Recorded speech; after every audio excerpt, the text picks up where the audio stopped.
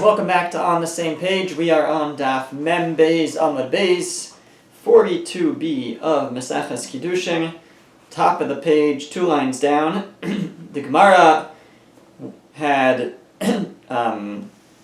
digressed, into a discussion about the division of brothers after the father dies, the division of inheritance. And so the Gemara continues on that topic, and we can jump right in because it's not directly related to the last Gemara.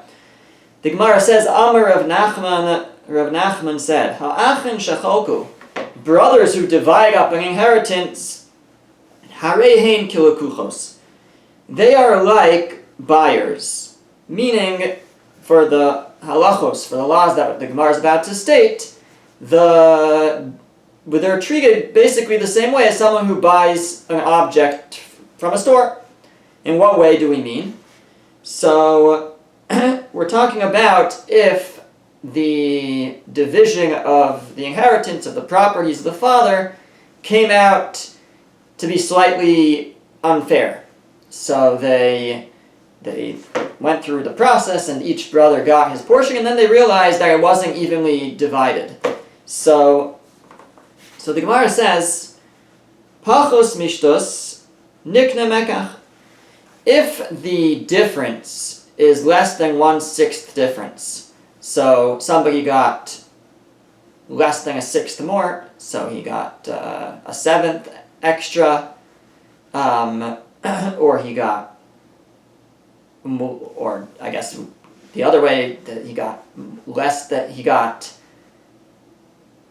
1/6 less than he was supposed to get. So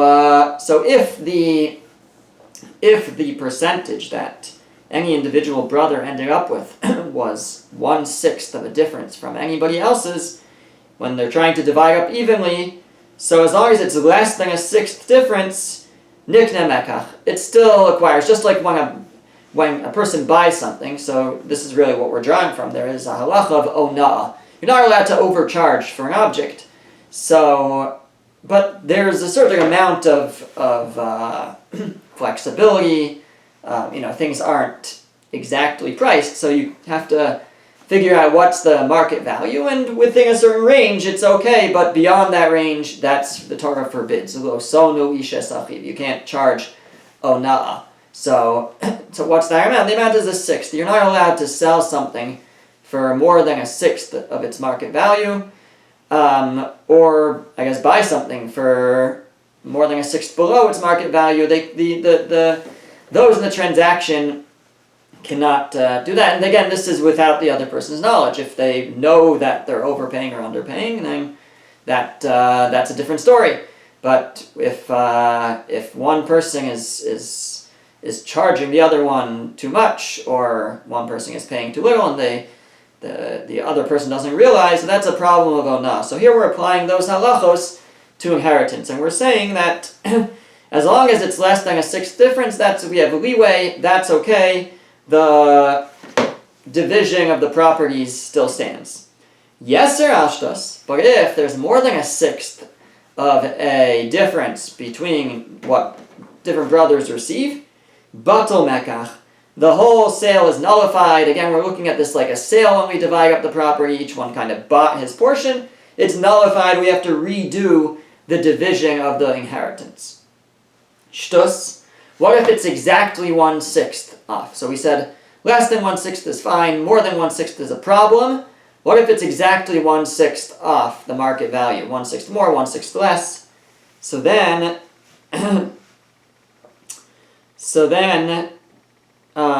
right, in this case we don't really mean by market value. In this case we mean 1/6 off of what the other brothers are getting. More than 1/6 difference. So then, the halacha is, kana umachzir onah. He keeps what he acquired, but he has to return the onah, the extra part. So in the case of a sale, that would mean that the sale goes through. We don't nullify the whole sale, but you have to pay back the difference, that 1/6 difference. In this case, where we're talking about the division of properties, so if somebody ended up with extra, they will somehow have to pay back, they'll have to pay, I guess, I don't know if we would be able to take away the land, it might not work, but if we were, well, we'll see actually. Could be we're not even talking about land here. So whatever they got, they extra, they have to pay back to the other brothers, divide it out, or I guess if somebody got too little, the other brothers would have to give him, and that's when it's exactly a sixth. So when it's exactly a sixth off, so the sale is good, and in this case, the division of the inheritance is good, except you have to fix that 1/6 that was off. So that's the statement of Rav Nachman. Now Rava is going to qualify it a little bit. Amar Rava says, Hada maran pachos mishtus niknek nekach. That which Rav Nachman taught, that as long as it's only less than a sixth off, then the sale goes through, the inheritance, the division is good. Lo amran ella de lo shavya shliach. That's only where they didn't appoint an agent in their stead to go through the process of the division. Somebody is representing them. It could be all the brothers have representatives or just one brother. But there's no... When do we say that the sale still goes through? That's when they didn't appoint a messenger, an agent. Aval shavya shliach. But if a person appointing an agent, and then he ended up with too little in the division, so that means the agent didn't do a good job. So then... Amar, he's allowed to say, "Litkuni shadarticha v'lo le'avusi." He can tell the agent, you didn't do your shlichus, you didn't do your agency. I sent you for my benefit, and not for my damage, for my detriment. And so he can basically cancel the agency if the agent didn't do his job. So if one of the brothers sent an agent to represent him, and that agent ended up choosing property that was 1/6 less, or less than 1/6 less, but let's say 1/7 less than everybody else, but he ended up with less property, then the brother who sent him can say that you didn't do your shlichus, you didn't do your agency, the whole thing's canceled. That's if he sent an agent. But if he went himself, so then that we allow for that amount of leeway, and even if it was off a little bit, but it's less than a sixth off, then the division still is good. And now Rava continues, V'hada amran yeser mishtus batal mekach. And that which we said that if it's more than a sixth off, so then the whole thing is nullified. Lo amran ela de lo amar nifligon bishuma de beidina. That's all where they didn't say we're going to divide it based on the evaluation of the Beis Din of the court. Meaning they did it themselves. They did it without the Beis Din's involvement, without the court's involvement. They divided up the properties, and then they realized afterwards that somebody got too much or somebody got too little. So if it's more than a sixth difference, then the whole thing's nullified. That's where they didn't use the Beis Din. Aval amar niflog b'shuma de beidina. But if they all agreed and they said we're going to divide it using the evaluation of Beis Din, and Beis Din evaluated the different property that each one was getting, and it turned out afterwards, they appraised it, and it turned out that it was off, that Beis Din made a mistake, and one person has more than a sixth too much or a sixth too little, so then it doesn't matter. Says Rava, Machran Kayam, it still stands. Because what Beis Din did stands. This is what we learned about last time, which for many of us was a month ago. That Ditnan, we learned in a Mishnah, Shuma Dayanim Shepichsu Shtus Osir Shtus. If there's an evaluation, an appraisal of the Beis Din of the court, and they underpriced it by a sixth, or they overpriced it by a sixth, so it's a situation that's potentially ona. They're a sixth off. Machrim Batal. The first opinion says it's nullified. Their decision is nullified. They made a mistake, and we cancel it. But Rabbi Shimon ben Gamliel says, Machran Kayam. The sale, their evaluation is Kayam, it's set, it stands, and we don't walk it back, we don't cancel what the Beis Din did. And that's what Rava is paskening, Rava's ruling, like Rabbi Shimon ben Gamliel. And he's saying that what Beis Din did stands, so if the brothers had Beis Din do the evaluation of the inheritance and decide how much everything was worth, and that's what they divided based on, and then it turned out that somebody got too much or too little, so Rava says, we pass like Rishon Gamliel, and since Beis Din decided, since the court was the one who appraised and came to these conclusions, even if they made a mistake, doesn't matter, the sale is good, the division is good. The Hada Amran, and that last thing that we said, that shtus, that if it's exactly 1/6 off, not more, not less, kana, then it's acquired, umachzir ona, and you have to pay back the ona. So if somebody got too much in the division, we say the division's good, but he has to make it up to his brothers. Lo amran elo b'metaltali. Says Rava, that's only true by metaltalin, by movable objects, as opposed to land. Aval b'mekarkai. But if we're talking about karka, we're talking about land, ein ona lekarkos. There is no ona when it comes to land, when it comes to karka. So now we're learning something important and new, that actually, really I think this teaches us back on everything we've said up until now, that this whole discussion is all about metaltalin, movable objects, the furniture and the stamp collection. But the actual land, so that there's no concept of ona when it comes to selling land. So therefore, just like when I sell land, I can sell it for more than 1/6 of the market value or less, and there's no halacha allows for that. So too in the division of the land, if they're somehow appraising afterwards and it's 1/6 off, that still stands. And so here we're going on the line of Rav Nachman that I talked about, where it was exactly 1/6 off, where he said that you keep the sale, you keep the division, but you have to pay back what was received extra. So that's going to be true by metaltalin, by movable objects. But by land, that won't be true. There's no ona when it comes to land, and whatever land you divided, that will stand. However, says Rava further, Uvimikarkai lo amran ela depalag biluya. But that which we say, that when it comes to land, there's no ona, and even if they're off in their calculations and their appraisals, whatever they did stands. So that's if they were dividing based on value, based on evaluation of value, appraisal of value. So they appraised the land and they thought that this was worth, $100,000, this one was worth $100,000, and that one was worth $100,000, and they divided it up, 3 brothers, and then afterwards they realized that actually one of them was worth, much less, more than 1/6 less. So one of them was worth really just $70,000. So that brother wants, he wants to get paid back, or one of them got too much, one of them got $150,000. So we say, there's no ona by land, and what's done is done, too bad. But that's if, says Rava, that's if we're dividing it based on value, and that's how it was originally evaluated, that's how it's going to stand. However, but if they were dividing based not on the value of the land, because the value isn't only by size, it could be location, it could be how fertile the land is, so evaluations kind of can fluctuate, and it's somewhat based on an appraisal. But if they're dividing based on the measurement, based on size, they're dividing exactly, they're not looking at how fertile or location or anything like that. They're just looking at everybody's going to get, 100 acres or whatever it is, right?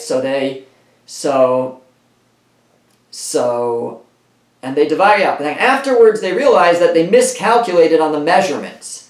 So that, Rava says, no, that kind of mistake we do have to fix. That is not like ona, where it's just appraisals, because that's somewhat based on a judgment call. But measurements are measurements, and if you didn't measure properly, so that does get nullified. So that's what Rava says. How does he know that? Kidarabba, like Rabba taught, the Amarabba kol davar shebemidah b'shebemishkal b'shebeminyan. Anything that has to do with the measurement or the weight or the numbers that gets miscalculated, even if it's less than 1/6 off, it still goes back when it comes to a sale, and so too when it comes to a division. So if if somebody's selling something and he's claiming that he's selling 2,000 square feet, a house that's 2,000 square feet, and then it turns out that it was even a small amount difference. Just it was 1,990 square feet instead of 2,000, but that's a difference. It's less than 1/6 of a difference, but still it doesn't matter. That's off. That measurement's off, and that is nullified, or at least if anybody wants it to be nullified, that will be nullified. So here too, when it comes to the brothers dividing up the property, if they were dividing based on size and they messed up the measurements of the size, even if it's a small difference, that can be nullified, and they will have to redo the division. Okay, now the Gemara gets back to the discussion of shlichus. There was a little bit of shlichus of agency in that, but now he gets back to the main discussion of shlichus, of agency. So the Gemara asks a question. The Gemara asks, Beha d'Tanan, but that which we learned in a Mishnah in Baba Kama. The Mishnah says, if a person sends a flame in the hands of, or a hot coal, some sort, in the hands of a cherish. A cherish is a deaf mute who doesn't have he's not responsible. He's not on a level of intelligence that he can be held responsible for his actions. A shota is someone also who doesn't have the intelligence to be held responsible for his actions. If you're a child, the same thing. So if I give a flame to someone who basically can't be relied on to take care of it properly, and he went and he ended up damaging something with that. He was holding a torch and he lit the house on fire. So what's the halacha? Am I responsible? I gave him the flame. Who's responsible? The Mishnah says, Pater midinei adam v'chayev b'dinei shamayim. That he's exempt in the human court, but he is responsible in dinei shamayim, in the heavenly court. In other words, practically what that would mean is the Beis Din won't be able to force the sender to pay. He's not liable in court, but he has a chiyuv, an obligation to fulfill the will of heaven and pay for what got damaged. That's if he sent it by someone who doesn't have the intelligence to be responsible for it. But shilach biad pikeach, but if he sent it in the hands of a wise person, a person who does have intelligence and is responsible for his actions, pikeach chayev. Then the pikeach, the intelligent person, is responsible. So, and even if I tell him to do it. So if I take a torch, I give it to a regular intelligent person, and I tell him or her to go light a haystack on fire, and the person goes. So who's chayav? Who's responsible? The one who did it, even though I sent him. What about shlichus though? What about agency? He or she is my agent to go and burn down that haystack. Why am I exempt? Shlucho shel adam kamoso. The shliach of a person, the agent of a person, becomes like themselves. And that's the Gemara's question. V'amai. Why is he exempt? Why is the sender exempt? Neima shlucho shel adam kamoso. We should say that the agent of a person is like them, and the sender should be responsible. So the Gemara answers, Shani Hasam, there it's different, De'ein shliach l'dvar avera, because we have a concept that you can't have a shliach, you can't have a messenger for a devar avera, for a transgression. Nobody can represent you to transgress. Why? De'amrinan, because we have a logical principle that goes as follows: Divrei harav, divrei talmud, divrei mishalmim. You have the words of the teacher, and you have the words of the student. Who do you listen to? In other words, God says to us in the Torah, do not damage other people's property. I come along, and I tell my friend Ruvain, take this and go damage someone's property. So we have the Torah, we have God, the Rav, saying, don't damage, and then you have me coming along and saying, go and damage. So we say to the agent, who are you supposed to listen to? The guy who sent you, or God, or the Torah? Obviously to the Torah. So therefore, logically, he shouldn't listen. and he's responsible. It's his decision, and he's responsible for his actions. He's not representing me. He shouldn't have done it.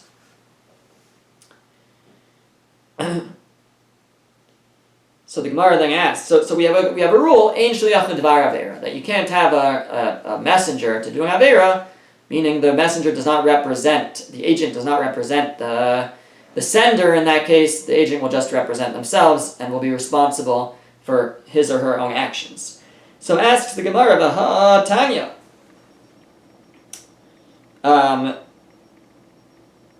Or V'ha D'Tnan. But what about what we learned in a Mishnah? The Mishnah is discussing where a person has money that was dedicated to the Beis HaMikdash. It's hektish. And I have hektish money. I have money that I designated to donate to the Beis HaMikdash. I forgot that that's what it was, and I send someone to go buy something for me. So the case that Rashi here quotes is that from the Gemara, from a Gemara elsewhere, that if I send him to buy a shirt, and instead he buys a talis, so he doesn't do what I said to do, so then he didn't do what I said to do, he's responsible. So that's, Mishnah says, the Gemara quotes, Shliach shelo asa shlichuso. If a messenger did not do his shlichus, did not do his agency, did not fulfill what I said to go buy a shirt, he bought a talis, Shliach mal. Who is responsible for me'ila? Me'ila is misappropriating hektish, sanctified money, using it for one's own use. So one would have to bring a carbon for me'ila, and actually I think pay back extra also. So who's responsible here?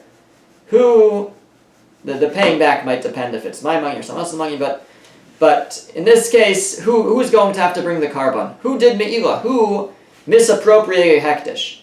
So if I told him to buy a shirt and he bought a talis, so he didn't do what I said, Mishnah says he's the one who's mal. He's the one who misappropriated hektish.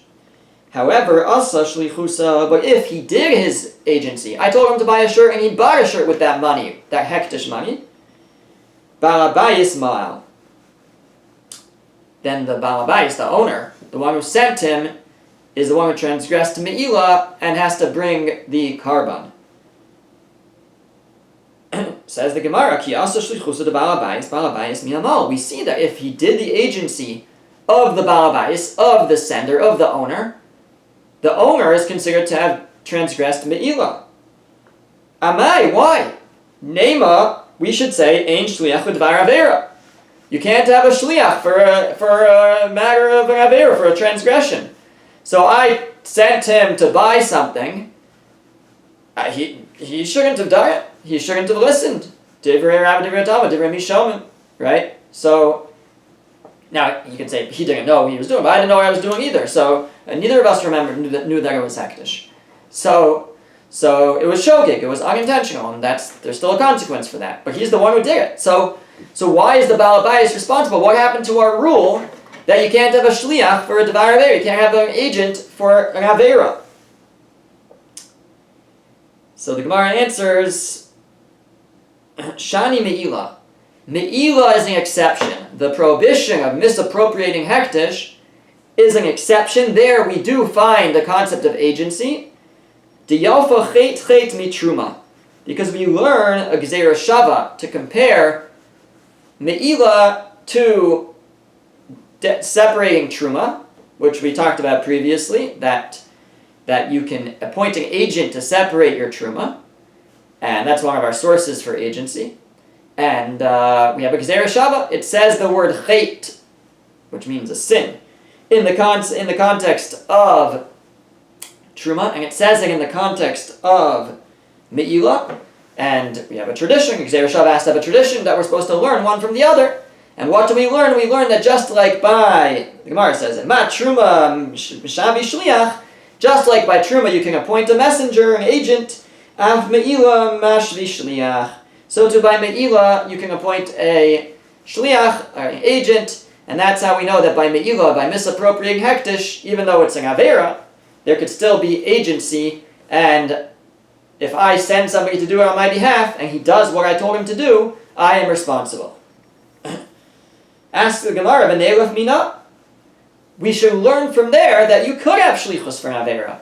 Why don't we say, well, if the Torah teaches me that there's shlichus when it comes to me'ilah, when it comes to misappropriating hektish, so we should learn from there that you could have a shliach, you could have an agent for an avera, and we should apply it to all other situations. The Gemara answers, we don't learn that, mishum, because because there's another situation where there's an avera, and there's a transgression, and there's shlichus, there's agency, which means we have two sources for agency in the context of a transgression, and we have a rule that if you have two sources, two sources that teach me the same thing, then we can't use them to teach to other places. So we've discussed this before, but if the Torah only taught me once, so I would say, okay, it says it once, I can apply it to all other cases. But if it tells it to me a second time, well, why did it need to tell me a second time? I could have learned it from the first time. So that must be coming to limit it and saying, don't take it beyond here. So since we have actually two situations where we find shlichus, agency, in the context of an avera, of a transgression, therefore we can't learn it to other places, and only there is there agency, but not for other averas. The Gemara says, so now we have to explain what we just said. What is the second place? Me'ilah hada amran. Fine, so me'ilah, misappropriation, that's what we just spoke about. That's the first scenario where we find agency by an avera, by misappropriating hektish. Shlichus yad mahi, but what is this idea of shlichus yad? Shlichus yad literally means sending a hand. What is that talking about? Tanya, we learned in a brisa. So the context here is that a person, let's say a person is asked to guard someone else's object. So in a case, let's say he's a shomer chinam, which means he's doing it for free. You ask me to watch your object, and I'm watching it for free. So when I'm watching it for free, I'm basically not responsible for what happens to it. I know I can't damage it myself, and I can't be negligent, but otherwise, as long as I'm doing a reasonable job watching it, if something happens, if it gets stolen or lost, it's not my fault, or at least I don't have to pay for it. However, when I'm watching your object, I'm not allowed to use it. So if I use it, I misappropriate it. And the language is shlichus yad. I send my hand out to it. I use that object I'm supposed to be watching, so that changes everything. Then, if something happens to it, I am responsible. So in the situation where something does happen to it, if it gets lost or damaged, so the shomer, the guard, would have to take an oath in court, a vow that he did not use it. He wasn't sholeach yad. So the pasuk says, and Brisa quotes it, Tanya, we learned in a Brisa, al kol devar pesha. For any devar pesha, for any matter of pesha, of sin, I have to swear that I didn't do any sin with it. So what's that? What kind of sin or misappropriation would there be here? So Beishamai says, L'chayiv ala machshava k'maisa. That here, uniquely, even if I didn't actually use the object, but I just planned to use the object, already then, and then something happened to it, according to Beishamai, I'm now responsible for it. Not only am I not allowed to use it, I can't even plan to use it. And if I plan to use it, even if I never used it, and then it got stolen, the watchman, the guard, is responsible for it. Beis Hillel says, Eino chayev ad sheyishlach bo yad. He's only responsible if he actually sends out his hand and actually uses the object that he's watching. Shenemar, as the verse says, Im lo shalach yado. It says that if he didn't send out his hand, that he has to swear that he didn't send out his hand, but that's it. So Amar Beis Shammai Beis Hillel. So Beis Shammai, who said that even if you think about it, it's a problem. Even if you plan to use it, it's a problem. So Beis Shammai said to Beis Hillel, V'alo nemar. Al kol devar pesha.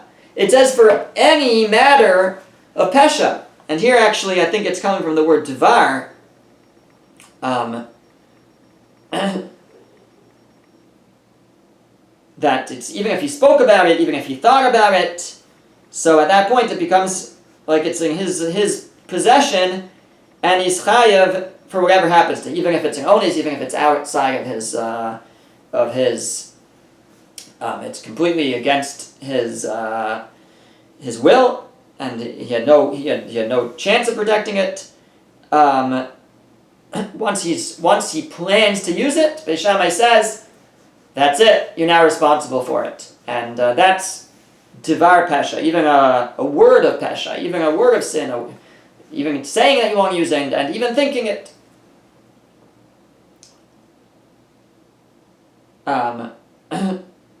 So Amr Lahem Beis Hillel Beis Shammai. So Beis Shammai said to Beis Hillel, what are you going to do with the words Al Kol Devar Pesha? That implies even just talking about it, even just thinking about it, you're responsible. Beis Hillel says back to Beis Shammai, V'alo nemar im lo shalach yado b'mleches re'eir. It's as if he didn't send out his hand. It sounds like you have to send out your hand. So Amr Beis Shammai Beis Hillel. So Beis Shammai said back to Beis Hillel, Im king Al Kol Devar Pesha lamali.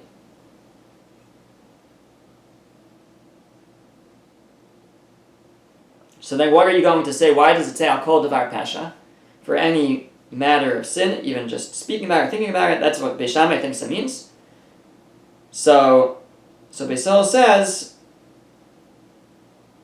Sheyachol, because I might have thought, Einli Elahu, I might have thought that it's only a problem if he is the one who uses it, the owner, the watchman actually, that only then does he become responsible for it.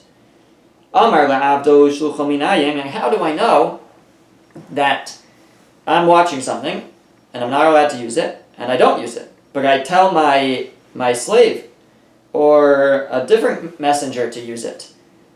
So how do I know, says Beis Hillel, that even then that's considered shlichus yad, that's considered using it, and now I'm responsible for whatever happens to it?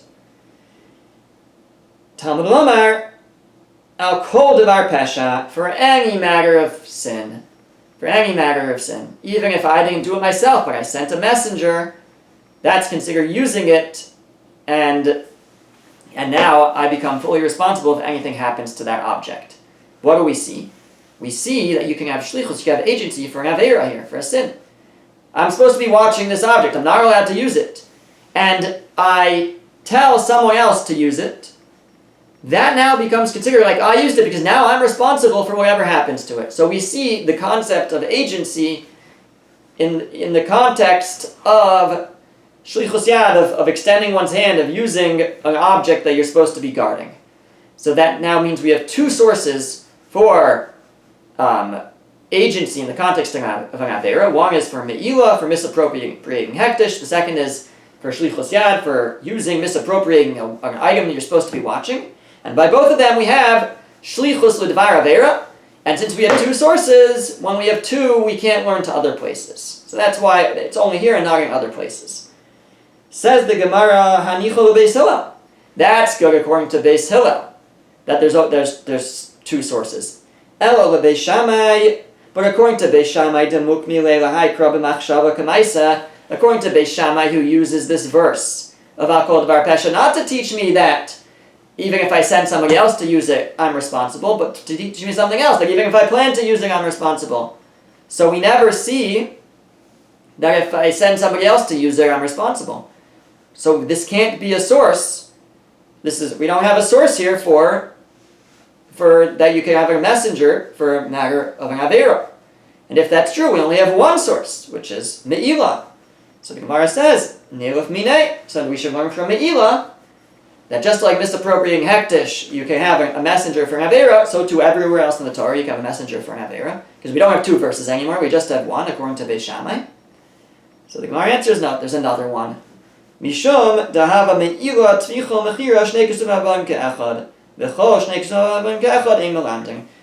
There's another source for the idea of having a messenger for a matter of an avera, and that is in the case where somebody steals an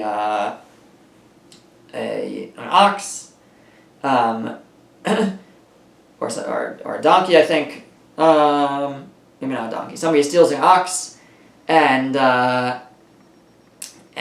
either sells it or slaughters it. So the halacha is that if you just steal it, you can return it. But if you sell it and slaughter it or sell it, if you steal it and then slaughter it or sell it, you have to pay back 4 or 5 times the value. If it's a sheep, you pay 4. If it's an ox, you pay 5. Could be quoting this wrong, but then we'll get more into that halacha next time. But that's true, Beishan, the Gemara is saying, even if I'm not the one who shechted it. I get somebody else to slaughter it, they can be my representative, and now I'm responsible to pay 4 or 5 times the value. So that's another situation where we can have a shliach for a dvar aveira, a messenger, an agent for an aveira, and now we have 2 sources, and again, now that we have 2 sources, we can't apply it to anywhere else. And the Gemara will go, delve further into this new source on the upcoming Amud, which we will visit next week, God willing.